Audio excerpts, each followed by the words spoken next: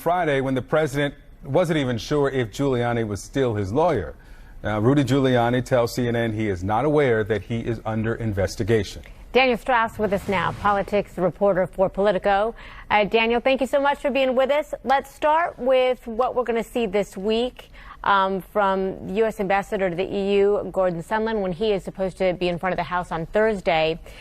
We just talked about how he said that he reportedly is going to say that the president told him what to write in that text message, where he said no quid pro quo. But he is also saying, and this is a donor to President Trump, Ambassador Sondland, there's an expectation that he is going to say he doesn't know if the president was telling him the truth when he sent that text.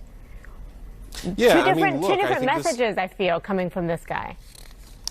Yeah, I mean, look, I think this is a sign that Sunderland really believes that this testimony is a very big deal, and it is. The fact that he's testifying at all, I think, suggests that he feels some kind of pressure and that there is something that he is backed into a corner to share. But at the same time, saying that there's no quid pro quo seems to be him trying to keep some distance from fully implicating Trump from the get-go. But we'll have to wait and see till Thursday in his testimony. Absolutely. He is also expected to tell Congress that Rudy Giuliani was giving him directives to secure a public statement from Ukraine that it would investigate corruption. How potent is Sondland's testimony, potential testimony, for Giuliani?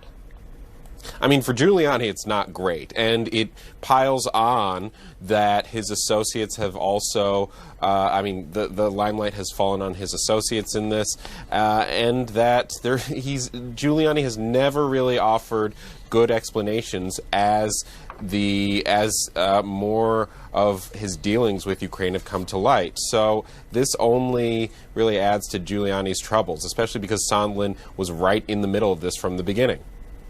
I want to ask you about this suit that the president is threatening against Adam Schiff and House Speaker Nancy Pelosi. He said, quote, "We're going after these people. These are bad people." We just saw Sarah talking about it a little bit ago. On what grounds would he sue them, even though I don't think he legally can sue them? It's not really clear. This is, I think, one of those moments where the president is throwing around threats without really thinking them through or backing them up. But maybe he has maybe he's talked to his lawyers on this. It's not really clear right now. It does show that the president feels some sort of larger rift than usual with House Speaker Nancy Pelosi. Generally, he and Pelosi get along fairly well, and behind the scenes they have a pretty good working relationship, but he's amped up the rhetoric against Pelosi lately, which really shows his frustration with her and that he expected this impeachment inquiry to go away very quickly. Daniel, let's listen together here to what the president said about Ambassador Yovanovitch's future, former ambassador, and who's in charge of that. This is what he said to Judge Janine yesterday.